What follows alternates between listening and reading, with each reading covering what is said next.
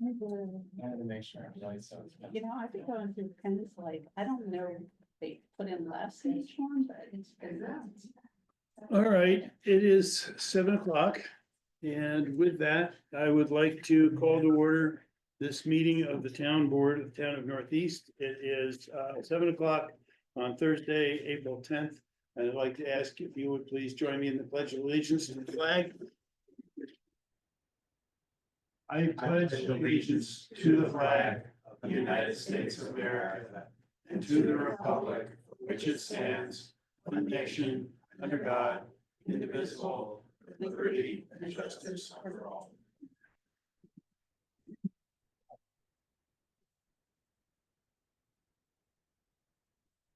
Airplane mode.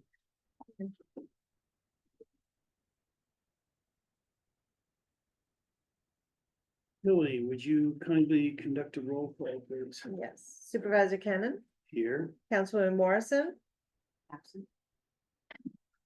Councilman Fideli, Here. Councilwoman Winkler, Here. Councilman Mayville. Here. Okay. I have distributed a copy of the agenda, which has been posted. And I have a number of amendments to the agenda. I would like to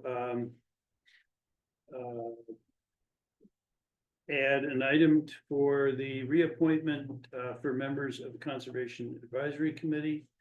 And I would like to have an executive session with our attorney for the purpose of discussing pending litigation at the end of the meeting.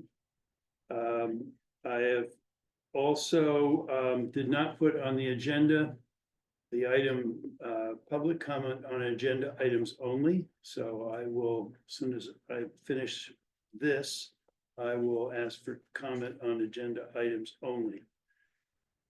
With those amendments, I would like to ask for a motion to approve the agenda. So moved. Second. All in favor? Aye. Okay. And then, as I just said, I would like to ask if there is any public comment on agenda items only.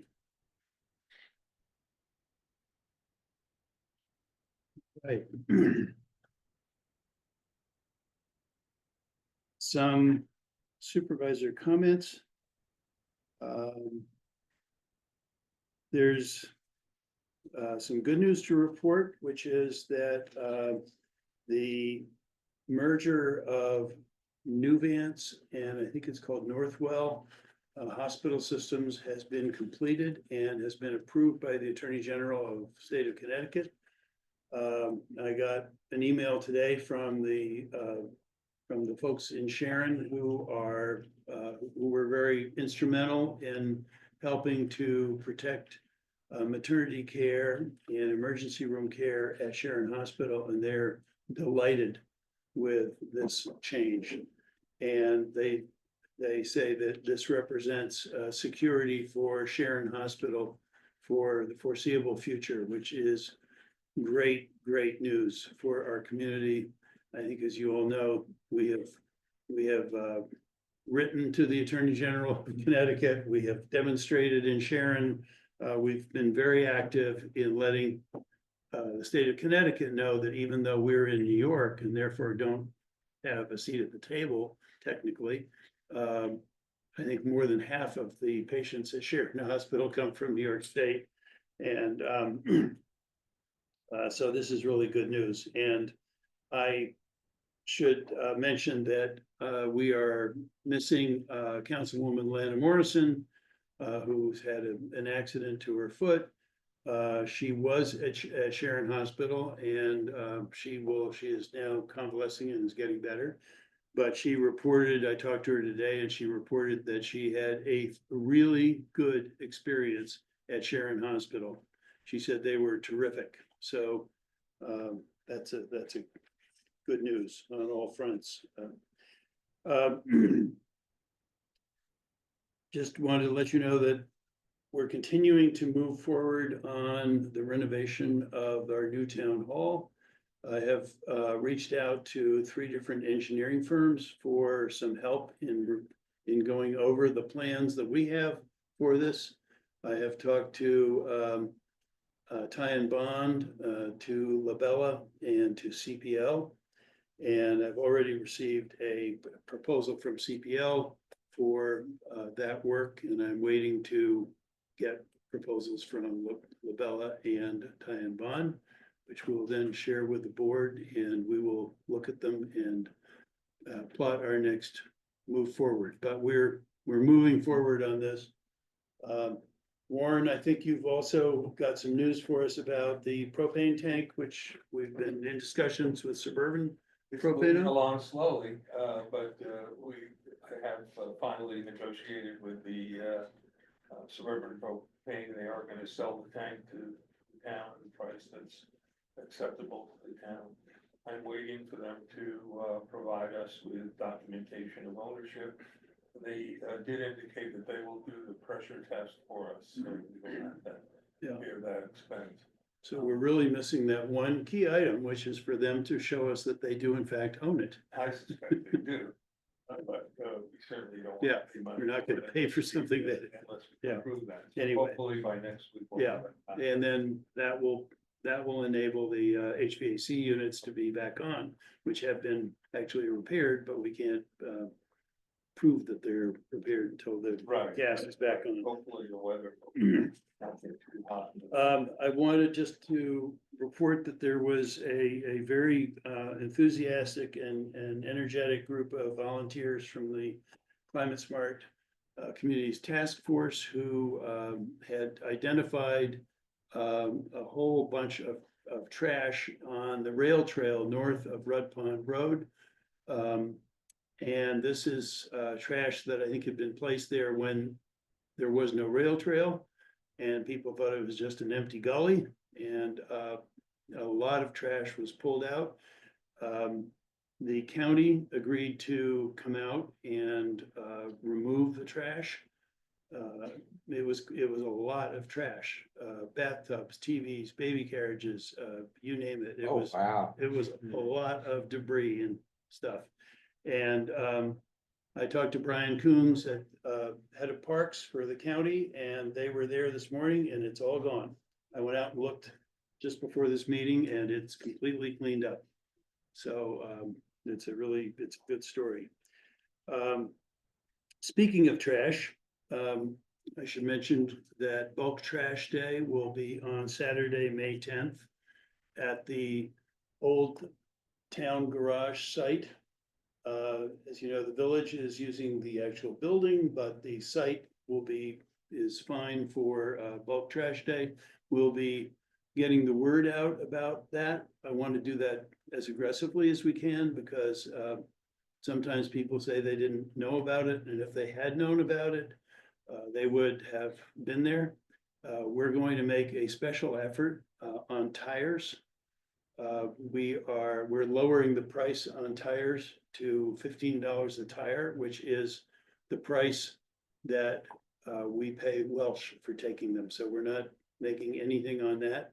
And I want to make sure that people who have tires lying around know that this is an opportunity to get rid of them. The planning board has been pretty busy, and they have completed their site plan work on the new new food market, as well as on the former McDonald's building. So that is good news, and we're still waiting, obviously, for the food market applicant to complete their work on the interior, but the exterior work has been done by the planning board. Not speaking of the planning board, but talking about the Boulevard District and the wastewater project, which we've been working on with the village. As I think I've mentioned to everybody, and I think it's been in the papers, we were very disappointed to hear that Congress decided to just do away with all of the what are called CDS, congressionally designated spending, otherwise known as earmarks. requests that had been placed in. We had been approved for a grant of $3 million by both Senator Gillibrand and Senator Schumer. It was in the Senate's package. It was a very important piece of the financing for the wastewater project. We got a notice from Senator Gillibrand's office saying that they were having another round of these grant requests, and they urged us to submit that request again. And working with the village, I did submit that request again, the same one that we put in last year. And I got a phone call from Senator Schumer's office today saying that because we had submitted it last year and it had been approved by the Senate, it was very likely that it'll be approved again. Obviously, we'll wait and see. A lot of things can happen when you're dealing with Congress, but that's basically very good news because these grants are really important to getting this wastewater project financed. And when we do, a lot of other things, including more retail and housing, can happen. So this is a really key building block that we've been working on for years, but piece by piece, we're getting there. I had a meeting last week with the county executive Serino, Assistant County Executive Greg Pulver, and the Commissioner of Emergency Response Bill Beal came out and met with the towns of Dover, Amenia, and Northeast, and with our fire chiefs. So all three supervisors were there. The fire chiefs from all three towns were there. They were there to tell us what the county has been doing on the EMS front. And there's been a lot of talk from the county about what they were doing on EMS. And part of that is because we made a lot of noise about EMS and the challenge that we have and the cost to our town, our taxpayers, for providing EMS. The county has bought a couple of ambulances, and these are county operated ambulances that are going to supplement existing ambulance service in the county. The catch is that they are going to supplement the areas of highest demand. As you can imagine, the areas of highest demand in Dutchess County are over by Route 9 and in the more populated areas. So I did make the point to the county executive that we're happy for the other residents of the county and other parts of the county. We don't see any benefit from these extra ambulances yet, but we are bearing a huge cost and a larger per capita cost for EMS services than almost any other town in the county. But they heard us, and they're going to be coming back to us on that, and they know that we have an issue which they need to address. County Executive Serino also came and met with the number of business owners from Northeast Millerton. This was a couple of weeks ago, and she came to basically to hear what the county could do to assist businesses. And it was a very good meeting, and I think people were happy with her presentation. And the town board has been making progress on the rezoning of the commercial areas of the town. We have had a number of special board meetings for this. We will have another one next Tuesday at 4 p.m. Here. The focus of that meeting will be on housing and the housing thesis of the zoning. And Nan Stolzenberg, who is a consultant who has worked with the town before on housing issues, will be there for that meeting. And the public is, of course, invited, as they are, to all of our town board meetings. And lastly, we received the resignation of John Merwin from the town's Board of Ethics. And I have written him a note thanking him for his really diligent service to the town over many, many years. We're gonna post the notice of the vacancy and let it be known that any town resident who's interested in serving on that board, the personnel committee will have an opportunity to interview them. And we also have the vacancy for a position for helping to clean town hall and the highway garage. We've had somebody who's been helping us with that for the last year, but she's not able to continue, so we're gonna be posting that vacancy as well. With that, we're going to go into the financials to get these out of the way.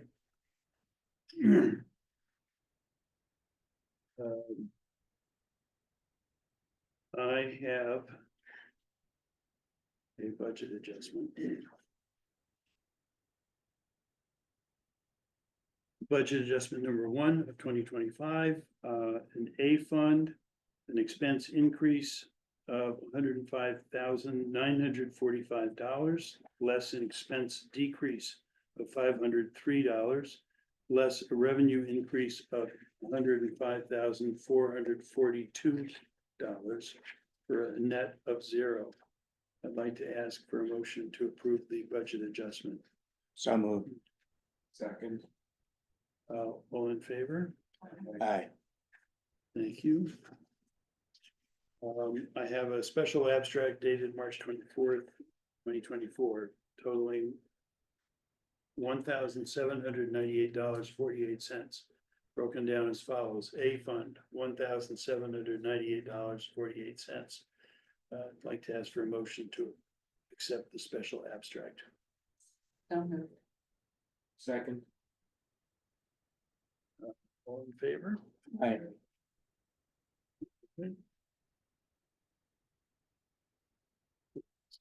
And thank you, Ralph. And I have an abstract dated April 10th, 2025, totaling $430,406.70, broken down as follows. A fund, $395,546.35. B fund, $2,773.50.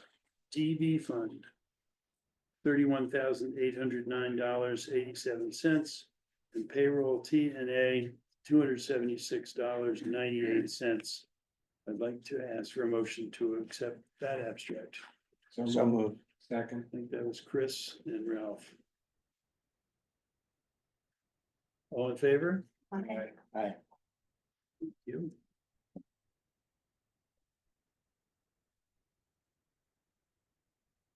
Okay. And the voucher committee for May will be Ralph Fidelli and Meg Winkler. Thank you all for that. Just a note to those of you who are here, sometimes the abstracts and special abstracts may sound very abstract. But just so that people know what those are the bills that have been presented for payment during the past month. And they are aggregated, and each bill is looked at by 3 members of this board, each one, and then they're all put together, and those numbers represent the total of bills. And it is required for us to meet and approve the payment of those bills. I think when I first went on the board, I spent quite a bit of time wondering what it was that we were being presented with. Department and committee reports. Bob Stevens has been excused, but he has placed an order for a new truck that he talked about at the last board meeting. And that was posted, that was in the papers. And today was the first day that he was able to place that order. And he had that order in at 8 o'clock this morning. So we will know more, going forward. It's a truck that gets delivered and then the plow gets put on and the dump body gets put on by somebody else. And it's a long process. The assessor. Catherine? Mhm. Just a very brief update on what goes on in the office. I'm very busy this time of year, as we know, but all my exemptions are in, all my data is in, and my numbers are updated into not into the public yet, but they have been updated to the state so they can verify whether or not I hit my 100% target, and we have been pre-verified that we've done so. So I'll be putting together all the paperwork, printing out all my new assessment change forms, and they should be out in hopefully less than 2 weeks. Leave a good 4 weeks for people to come in, digest all the information, come in, ask questions if there is before the big day, our grievance day, which will be Wednesday, May 28th. Hopefully, again, I try to get these out early, even before the rules published, so that people have that extra time. I know that, as I mentioned, the numbers that were going up, 6% vacants, 6% are commercials, and 8% are residentials. And these numbers continue over the last few years, going up and up and up. But again, we're following the market trends, and that is what the real estate market is showing us. And again, as we've said multiple times before, when everybody goes up about the same, taxes should even out about the same. So it shouldn't be that people freak out that their taxes will increase by that amount. Everything should hold steady. Again, all the costs, as we've seen, going up and up and up. Budgets affect, or all these things interplay, but for the most part, I think we're on good footing. And this we're approved for now. So that's my main goal every year. That was pretty quick. Yeah, well, I wish you could give this presentation to each taxpayer in the town individually, Well, but. when they do, when they do, because education is. of course, most Yeah. important. But this process, same every year, so Right, it feels like I'm repeating myself, but it is definitely new. it design. bears repetition. It bears repetition, and once a year, and I was saying today, do this once a year, and have to think about it every time, everything comes around in a circle, but. That's where we are, we're in good shape, and we'll see, how everything pans out this year, I'll report back to you. Great, thank you, Catherine. Tilly, you've distributed, reports from the planning, zoning, and building departments. Yes. I have. Yeah. You got them. Also, I just want to say that, my office has received a couple complaints, from Mr. Decker about the Sound of Gun Club members shooting late in the evenings. And I also want to report that the tax collection has reached 90% with over 300 transactions in the office and 1,343 payments received through the mail. Great. Thank you for that work. Okay. Board committees. I don't know whether recreation has anything I don't believe there's anything for recreation. Obviously, Lana's not here. Missed Uh, this, I saw a post of the rattlesnake run, but I don't think they say it's starting in Passaic and ending in Passaic, so I guess we're just not involved. They didn't reach out. No. It was on next door. I ran that last year In the rain. in the rain, all the way from Millerton to Wassaic. I'm glad that it's gonna only take place in Wassaic. Okay, let's see what else we got. Housing, well, we touched on housing. Yeah. Just working on our pending items to Yeah. do this. And the announcement by Hudson River Housing that the application of representing 8 towns in Dutchess County for plus one Yes. ADU units has been approved, that Hudson River Housing will be distributing those, I think, and so it's that hasn't really rolled out completely yet, but it's coming. And I think it's another piece of a huge puzzle, but it's an important piece. They're also, I believe their statement was they believe they can exist for another year. They've been threatened to have all their funding cut in, and then also rebuild together. Also had a threat that would be ended too, so just wait and see with each We're one of waiting to those. see groups. on Yeah, a lot I of mean, the fronts. +1 is a state run through our Yeah. New York State budget, so it's at this point safe. But the whole personnel part in that is at risk. Yeah, well, to the extent that federal assistance for New York State is cut in a big way, it may affect a lot of things at the state level, so we will see. Chris, is Hudson River Housing or Meg, are they planning on doing any kind of outreach? Oh, yeah, about the Yes. program? they're Yes. working on that. They're working on a brochure and Yeah, a they have to go flyer. through an official training apparently, and that was still supposed to take place, and then they were gonna do one initial flyer, and then the community outreach will have sessions in the community.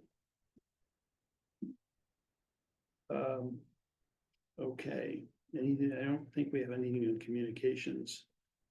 They're just And- working on the website, hey, Chris, so. Mhm. Yeah, we met briefly last week, the week before. Just still spitballing ideas. Looking at other towns, seeing, what's catchy, what's not, updating some of the things on our own website. Mhm. It's a fluid process. Yeah, And, I mentioned that the personnel committee will be interviewing, have several interviews, coming up. The next item on the agenda is just a real quick update on Habitat for Humanity. I've driven by it a couple times. I know the site work is now going on. It looks like the driveway went in. the people moved in. I just reached out to Jen and Jessica. And the folks are in there. And then on April 16th, they're doing landscaping. And NBT will do their day of service to volunteer there. So they haven't done a mass calling for other volunteers at this point, but hopefully they can landscape because they finished so late last winter. Okay, I wanted to add as I mentioned, the reappointments of members of the Conservation Advisory Committee. The following members are Tom Parrott, Camilo Rojas, Margaret Rubin, and Andrew Stamen. Their terms have expired, and Rich Stalzer, the chair, has asked if they could be reappointed to 2-year terms. And I support that notion, and I would like to ask for I'd first of all like to express our appreciation to them for serving on the CAC, and to ask for a motion to approve their reappointment to a 2-year term. So moved. Second.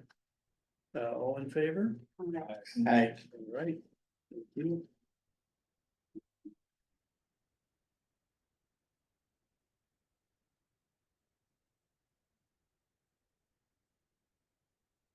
The board has received, I've sent to the board, copies of the audits which were done for the town clerk office and the town tax collector office. And I know that the auditor has also reviewed the Justice Court. We don't have a complete audit yet for that.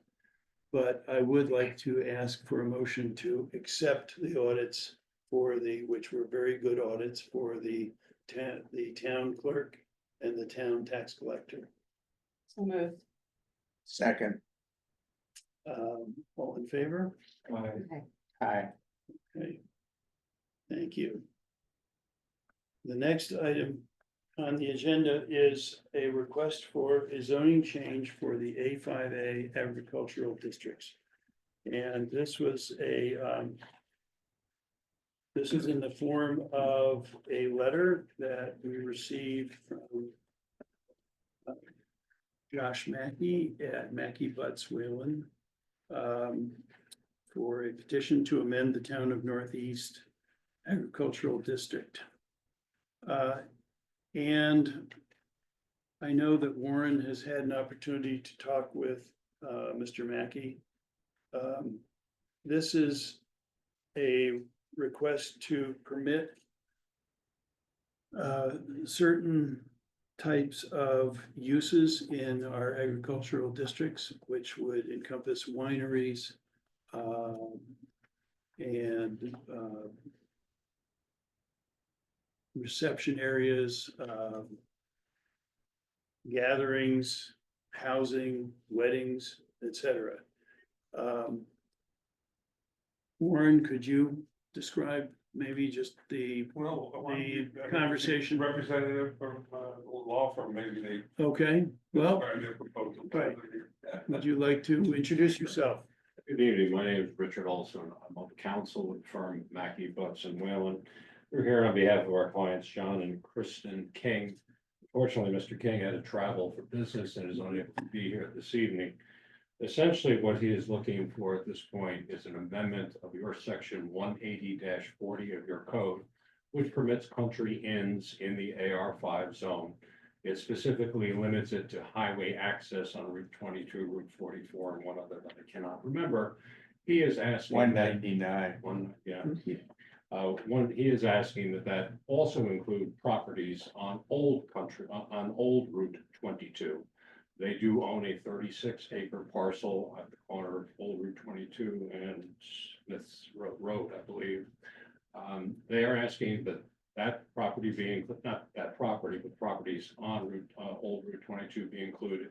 There's also some minor modifications to the code because your code says you can only build on rehabilitation of existing structures. They're asking that it be modified to allow for new construction along with accessory uses. They are also adding for an additional section to your code, which would permit events such as wedding events. And they have set forth a proposal for your consideration to be added as an additional section. That would also be allowed in the agricultural zone on the same roads as they're asking to amend through your 180-40 code. Mhm.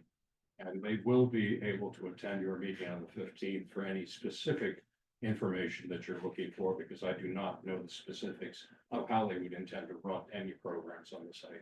Right, we're gonna be meeting again next week and on zoning, so there's an opportunity for them to present that. This would, this amendment, as I understand it, would permit this use, not just on the site that they're interested in, but on other agricultural sites On those roads that you. and any site that would qualify under the code, which I believe is a minimum of 20 acres on that road would be included, not just their particular parcel.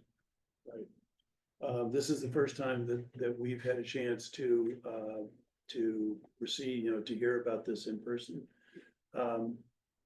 We don't have such uses at the moment, so this is significant change in the town. So it's something that I know we're gonna want to give it very thorough consideration. And remember, there are two sections. One is the amendment of 180-40, essentially to allow for new construction versus rehabilitation. But then there's the second section, which is completely new to your code. Do Chris? board members have any questions? Yeah, I'm just wondering why wouldn't this, part of this be going just through the normal process of special use permit or variances versus coming to our town board first? It's Because it's not permitted under our zoning code, so, it would have to be, we don't actually have in our code, one of the many deficiencies in the code. We don't have a section on, amendments to the code, but in most jurisdictions, consistent with New York State procedure and law, if a property owner wants to come to the town board, you can petition the town board for change in the zoning. And then that would be treated, if the board decides to move forward with that, that would be a legislative act that the board could, at the onset, consider and actually, go through the whole process and deny the application. We have to have a public hearing, we have referrals that would have to be made to the county, to our planning board. I think in this case, we want the, zoning review committee to look at it also and give their input. And we would have a public hearing on the law, hear what the public has to say. And then, we have to do an environmental review of the project, so we would expect that the applicant would be submitting a long form, a full environmental assessment form. We have the substance of the law, the decision. The initial question for the board is whether it wants to entertain the petition, with the knowledge that you can discontinue that process at any time up to the final decision-making process. A little bit of a gamble on the part of the applicant for something like this. And of course, the applicant, since it's being requested not by the planning board or the town board, the applicant would have to provide an escrow to the town. We'd have to discuss that with our engineering consultant and our planner, decide what type of escrow they be responsible for the costs that are borne by the town in review.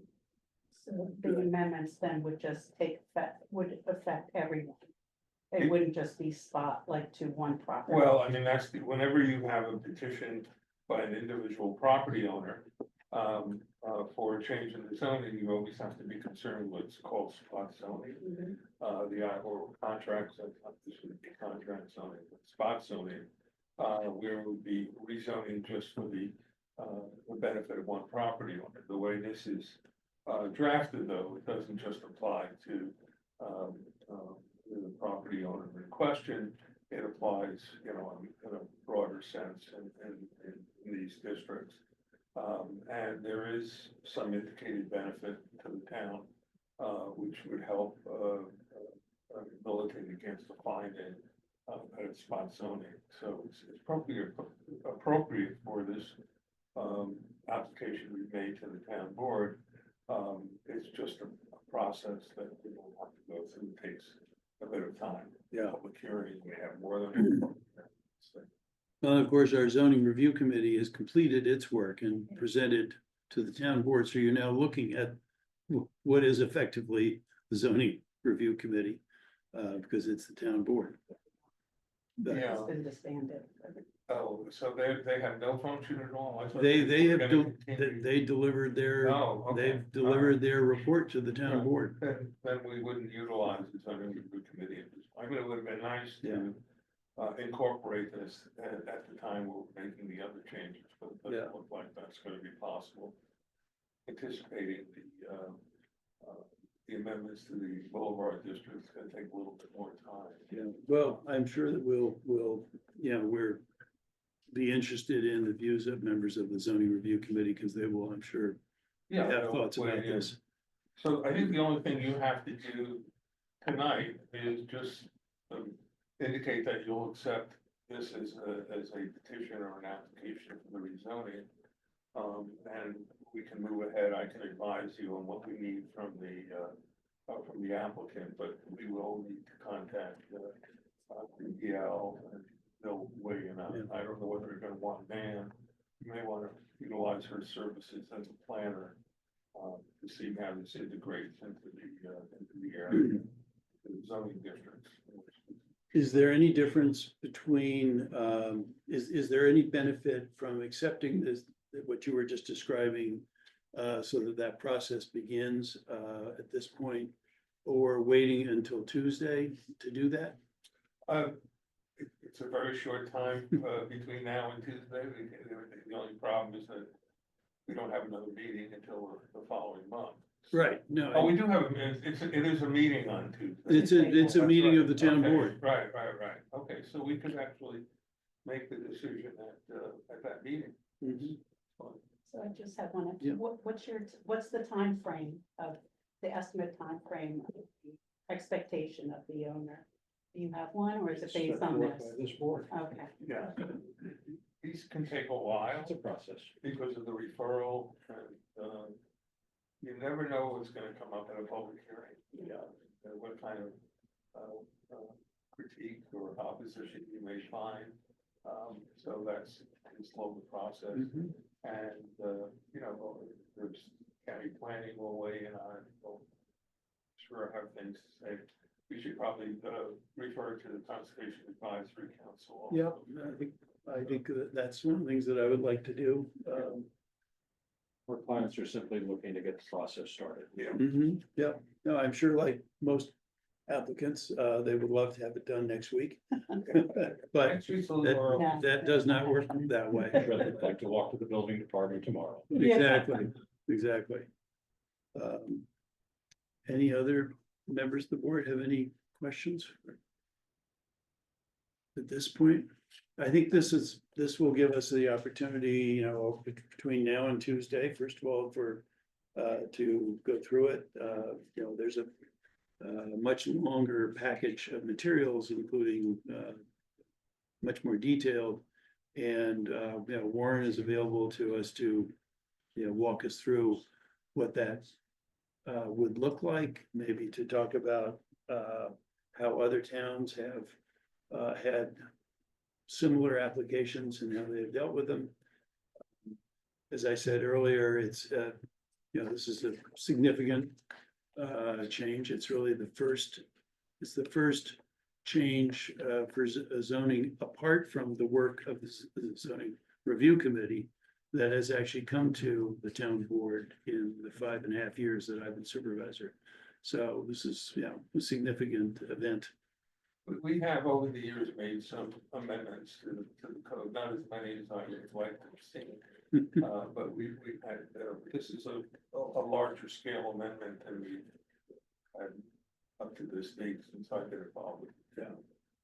So as I understand it, Mr. King is gonna be able to We'll be there. on the 13th.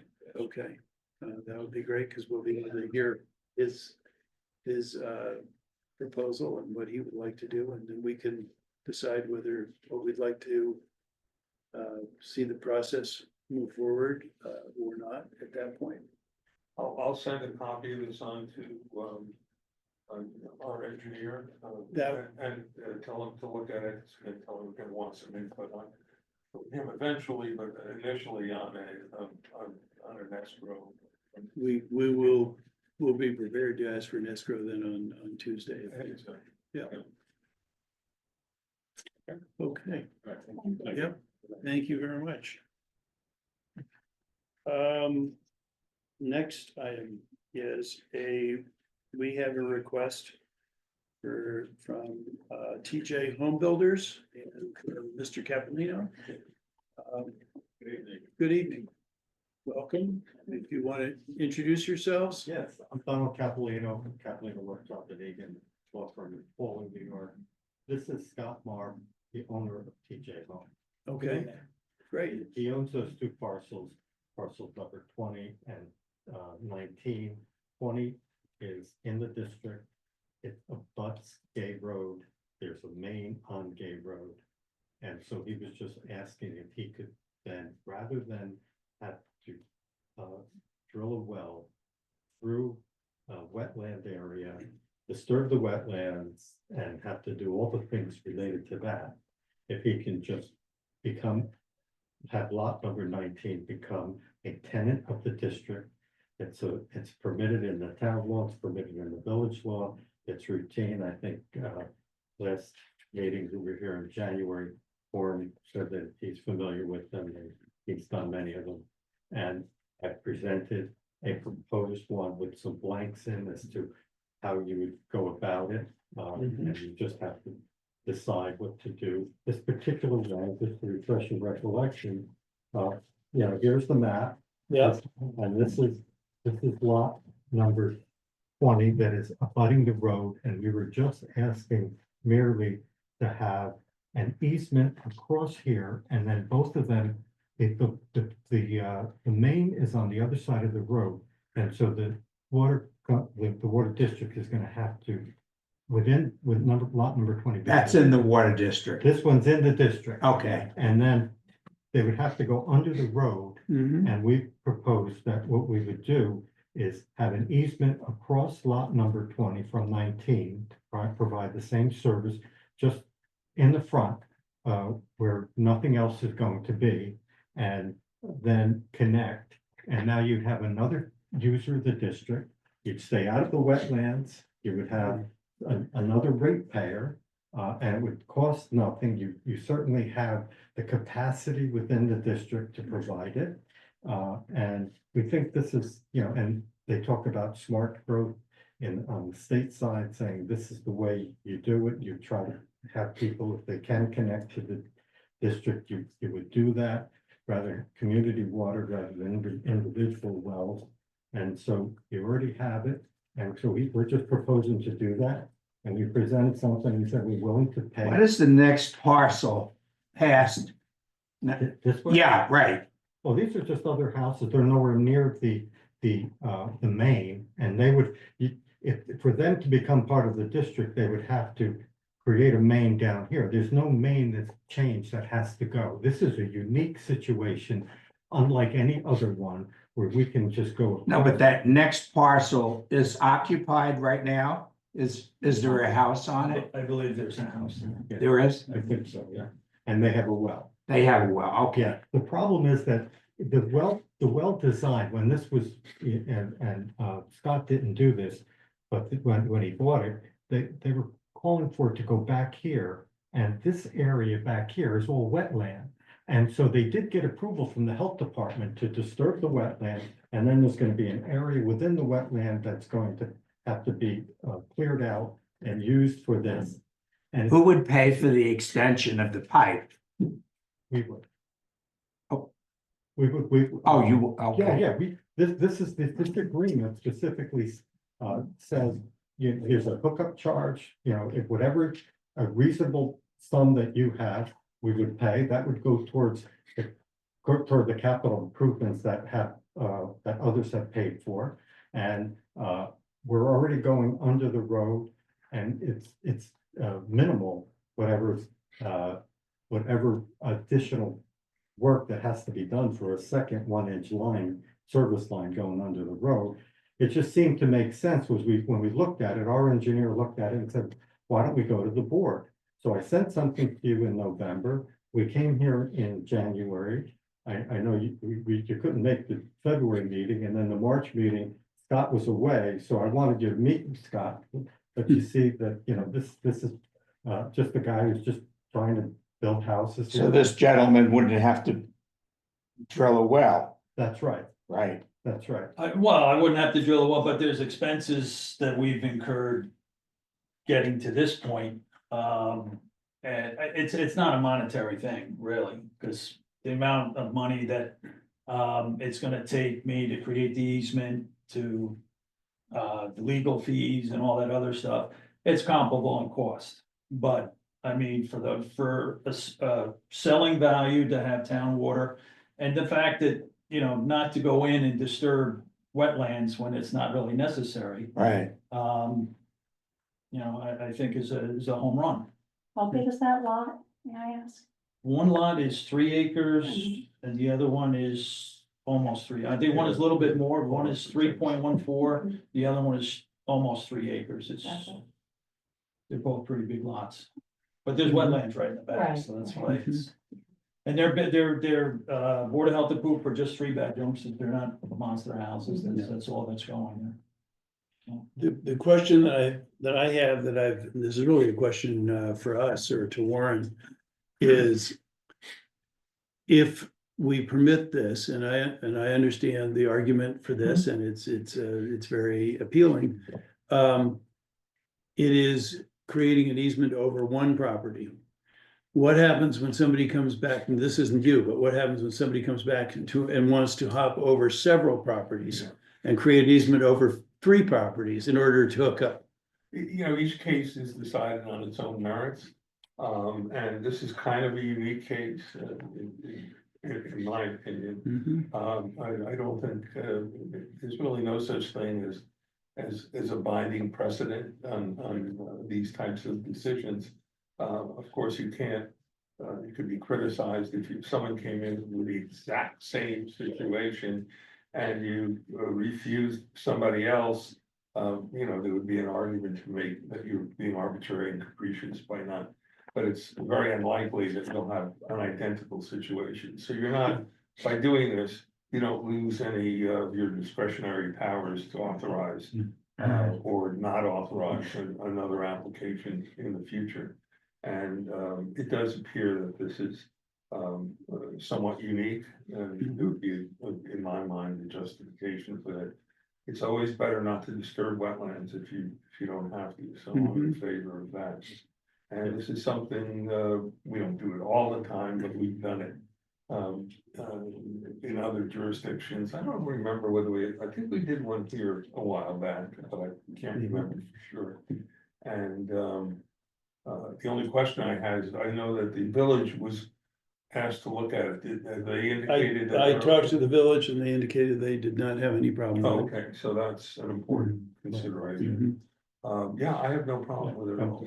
Remember, this one lot is already in the district. Right, That's I understand that. Peculiar part here. Yeah. One lot's in the district, and he purchased both of them at the same time. So one lot was in, one lot was out, and he looked at it, and he went to his engineer, and it's really Joe Zarecki looked at it, and Joe said, but gee, this doesn't make Well, you're sense. doing that. Why don't you do it this way? And that's how it started, so that's how we got here. You have any questions you wanna? No, it seems pretty straightforward. I mean, so. You're already doing it for this lot, correct? Yeah, Although- this lot here is the one that's outside the district. This Right. one has it here. So we're just gonna put a line from here, from this. Right along the road. Right along the road. It's only be a few feet off the road line. Right away. It's not gonna affect anything.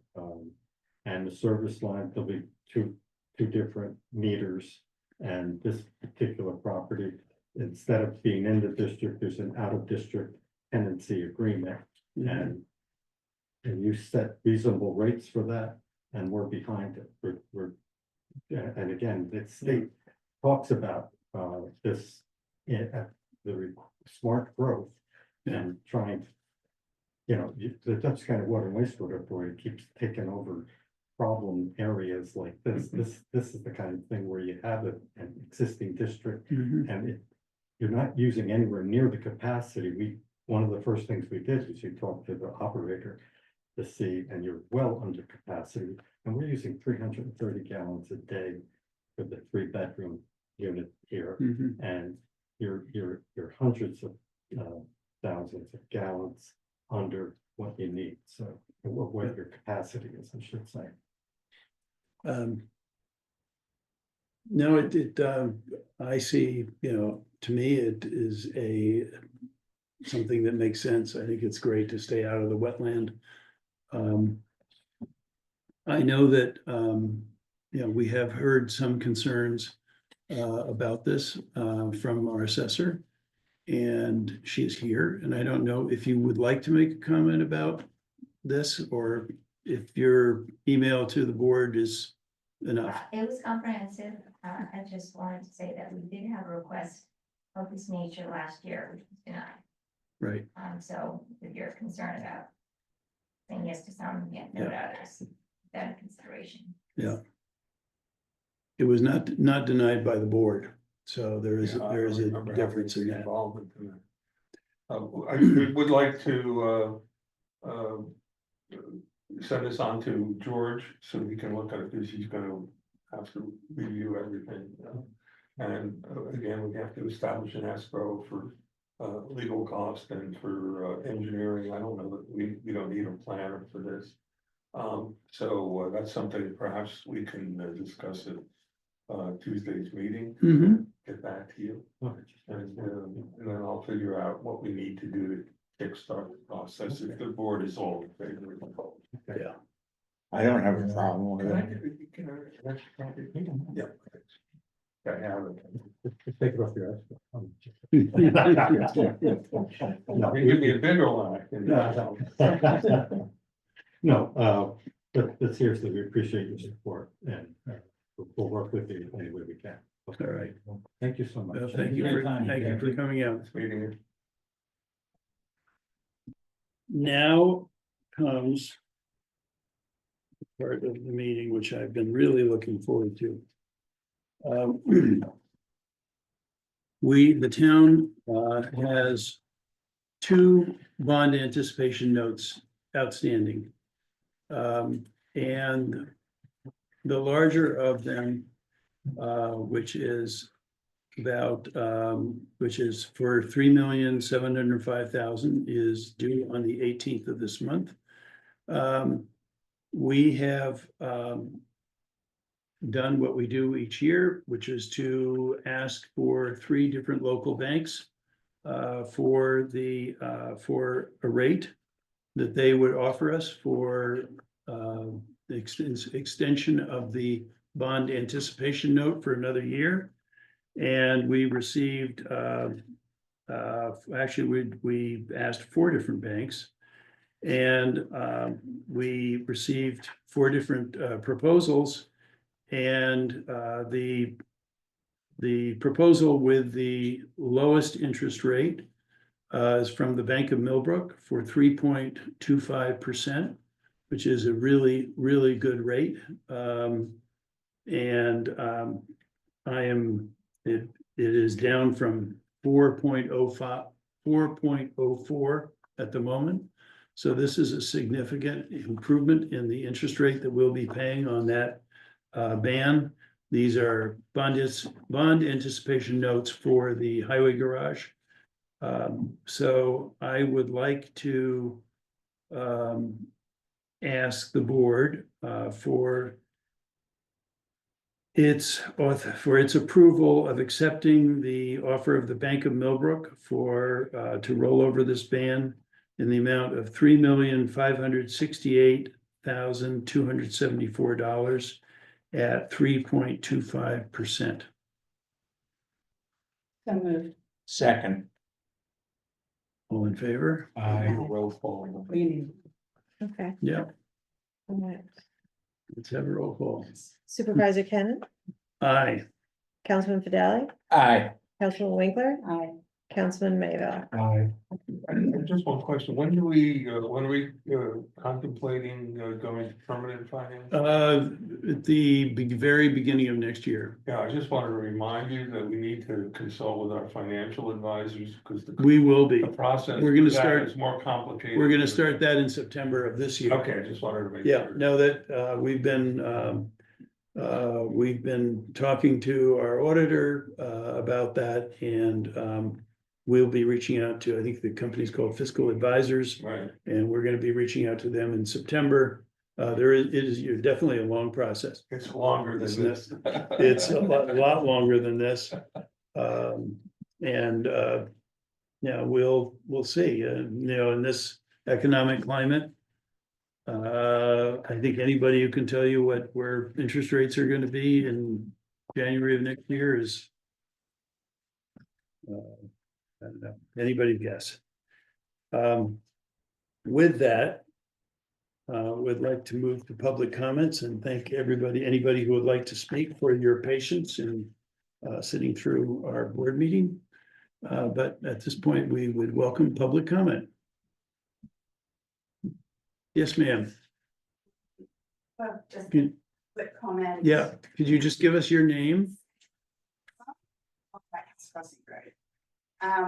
The public comment, I'm aware, has nothing to do with Northeast or Milton, but I wanted to speak about it regardless, to raise awareness. And it's about a proposed cell tower that is being proposed to be built. Many people are nodding and have heard me talk about it already, so I'll make it quick. But a proposed cell tower on Route 22, just south of White House Crossing Road, that's currently being discussed in Ankrum.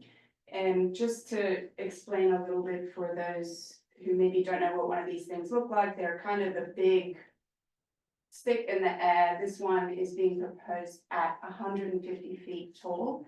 And for size reference, what I use is a standard electrical pole is 35 feet. So imagine 5 times that, right on Route 22. I read the application in its current form a few weeks ago, and I just wanted to share some comments that I had based on the application. And I'm more than happy to discuss with anyone the project or to, answer questions that folks may have as well. There were 3 main concerns that I had with the application. The first was that there was no need described for the tower. There was no discussion of who needed the cell reception, who needed it along Route 22, just why we needed a tower, in short. There was nothing in there about different, reasons for the tower that I've heard since. And in one of the meetings where the tower was discussed, they talked about it serving service needs for Verizon customers along a stretch of Route 22 that sits within the town of Ankrum. But no details were provided in the application. Second point, when I looked at, there were a lot of maps that were within the application showing coverage. And just on that, before I get to the coverage maps, they also in the application have a map showing where the tower will be visible. And while the tower is built in the town of Ankrum, it's northeast residents that will see the tower mostly, and the visual disturbance within the scenic overlay will affect mostly northeast residents, but physically it is in Ankrum. The coverage maps are given at different heights. They have to do that to just show why they're proposing a 150-foot tower. And they give a range of heights from 150 feet to, 145 feet to 95 feet. So call it 150 to 100 feet. And when I personally looked at the information that was provided within the application, I could see no significant better coverage along Route 22 with a 150-foot tower versus the 100 tower. So my second question just is, why 150 feet? And then my third concern was that there was no discussion of other technologies that have been assessed to see whether they would better serve whatever the need they are claiming this is for, including things, there's a wide, I mentioned technologies just to mention them, not to say that I have any personal view on which technology would be best, because I don't know the need, that they're discussing for the tower. But there's no mention of small cell, of boosters, of use of repeaters in specific homes, satellite coverage, you name it, there is no technology overview in the application. So thank you for listening. I just wanted to raise awareness that this was happening, because it is happening to our residents, but the conversations are happening in Ankrum. And, I really come back to the first point, which is primarily around why can no one from Homeland Towers or Verizon articulate why the tower is needed? And then, of course, the second point of, well, why do we need this height within the scenic overlay, of course? And then the third, how we assess technologies to the degree so that we can understand that this truly is the best option for whatever the needs are. So No. many words, hopefully helpful. I'm happy to, hear comments or discuss with anyone who's willing to and answer any questions. Well, first of all, I just want to say thank you for coming out and talking to us about this. And just so you know, in public comment, we invite people to come in and talk about anything they would like to talk about. Great, thank you. And they do. That's good. But this is, while this particular tower is located in a different town, and therefore we don't have jurisdiction over it, doesn't mean we don't have opinions about it. It is very useful to hear of the research that you've done on this. I look forward to being more informed about it myself I know you were also able to appear before the planning board, which was great. And we will, I think we'll try and get a sense of how our residents up in the Boston Corners area are feeling about this, and if we sense that there is a consensus of opinion about this, we will be happy to let our sister municipality of Ancrum know about our feelings about it, and that's certainly something we're able to do. We don't necessarily have standing, but there's nothing, excuse me, we have standing. Yeah, under state environmental, I'm assuming, have they gone to a public hearing yet? No, No, Yeah, when they go to a public hearing, they have to, they probably. they have to give notify notice. surrounding Notice. towns, right? And there is decisional law in the state of New York that joining municipalities to a project have standing Right. to raise environmental concerns that may affect town, so. I believe that they are only required to inform with a 30-day notice. So it can get quite tight with these, adjacent town, but I completely agree with, so thank you firstly for, listening. And I completely agree with the point that we can have an opinion. In a way, I kind of shared my opinion with many people, but have been told that, technically I'm not a resident of Ancrum, and so my opinions Yeah. only have so much standing, so. Well, we're happy that you're a resident of Northeast. Yes, thank you. I am too. And then I have, tried to speak with my neighbors and folks on Boston Corners Road as well, and I think there's just variability in how much people know about it. Some people know, some people don't. I mean, the application hasn't been fully submitted to my understanding. All of my knowledge is a little dated. I'm not directly in the loop. So. Well, we will keep our ears open and our eyes open for notice by the town of Ancrum. Any other public comment? Wait a minute, but, okay, Sam, go ahead. Okay. Yes, in terms of what you've been discussing today, which is what we were supposed to report on or ask about, the whole housing issue and the boulevard, the amount of time we've spent, 4 years, I think, with the ZRC. First 2 years without consideration of housing, the second 2 years with it, so that it had to change considerably. And I think that we should really, I know that Nan is gonna take some interest in this and report. And I think that we should have a very robust next couple of years to determine for contractors and developers what we would like. Because just the set of the details doesn't give them a chance to say, aha, let me have some leeway here and do this or that and the other thing. So if we have an introduction to the zoning code, which suggests and recommends with Nan and other people's writing that introduction, I think it'll be a huge help for not only our community, but as well as the developers. And when you listen to people, we've listened to it with the ZRC, don't be too prescriptive, don't let them just be specific about where you want to do what. Let the developer say, hey, I got this idea.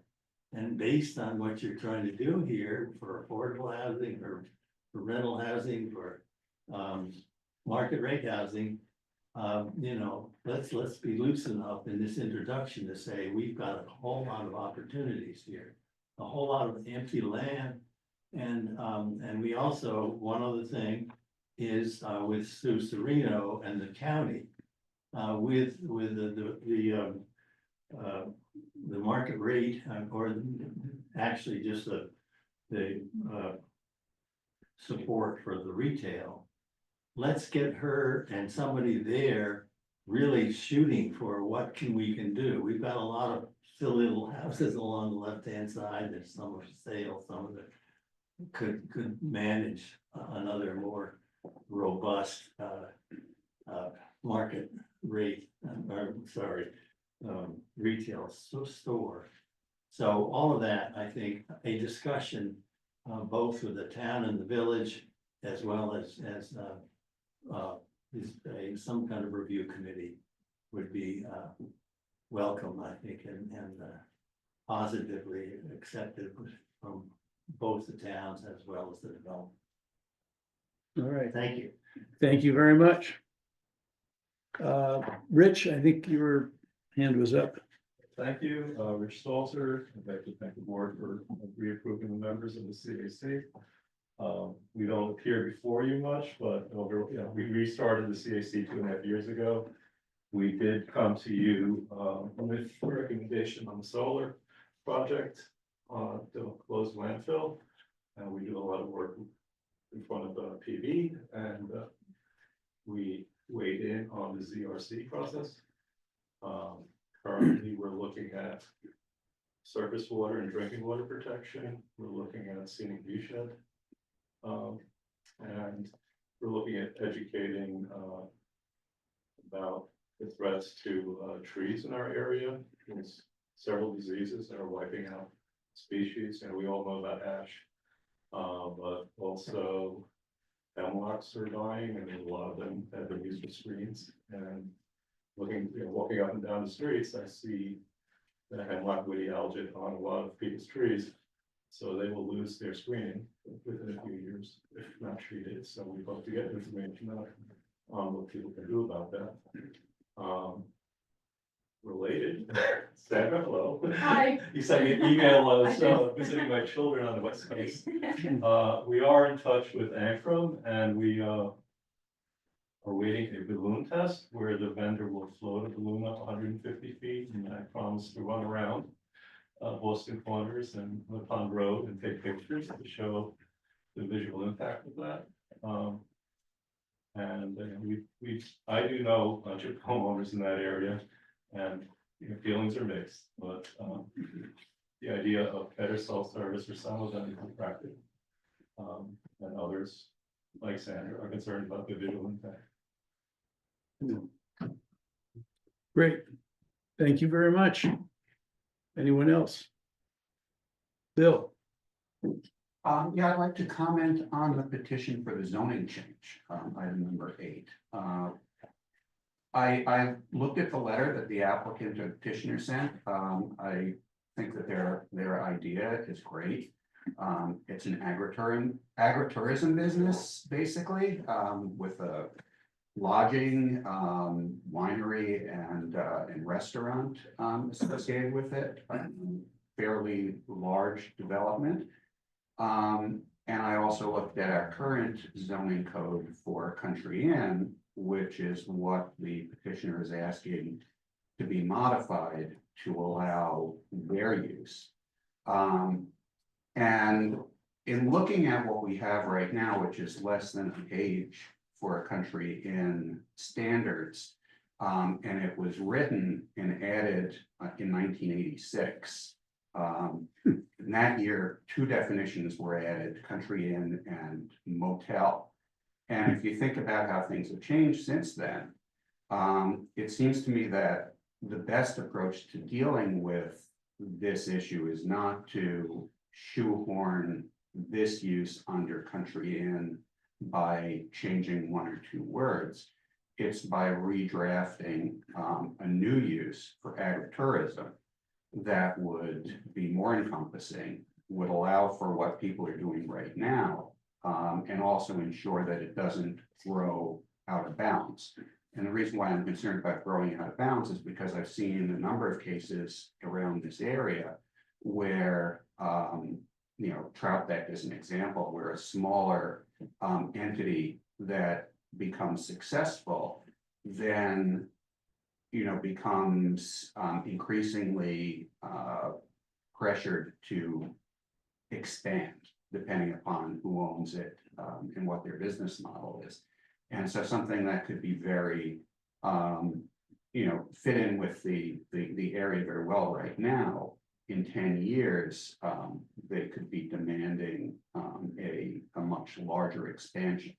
So all those things being said, I first of all think, the work that you're doing right now in completing the zoning review for the Boulevard District should take precedence. I think it would be a shame if this undercut that and got a public hearing first.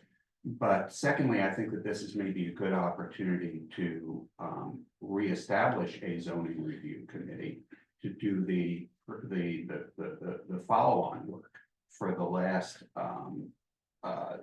piece that we did. We only did the commercial districts. And there's no reason to wait until the town board adopts the commercial district zoning to spin up a new zoning review committee, start working in the agricultural and residential districts. So, maybe start thinking about doing that, and maybe one of the first things that they do is look at agritourism. So that's my suggestion, anyway. Great, thank you very much.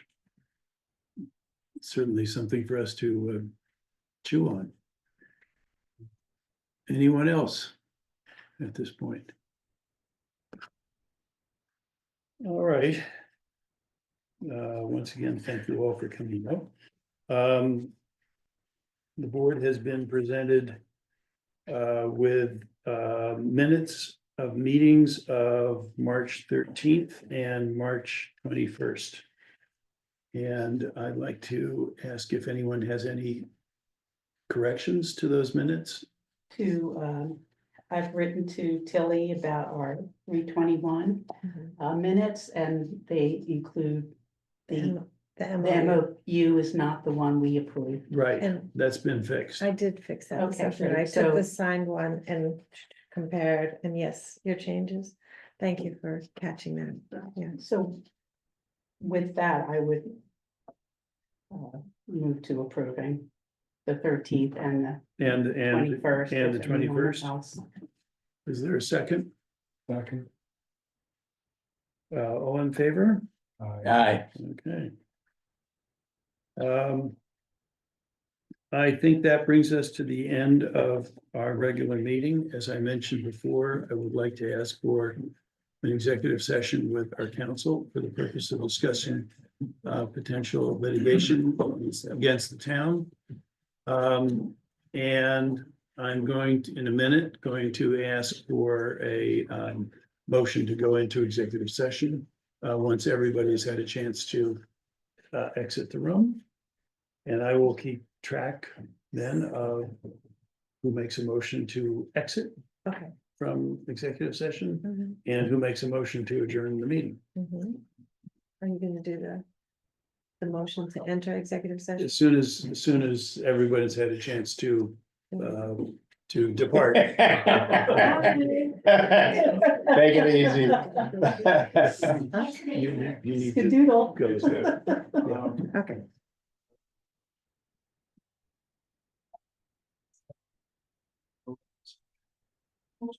Would you like to stay? Yes, okay. I just thought I'd like to get the motion. People going Yeah. in. Thank you. Go ahead.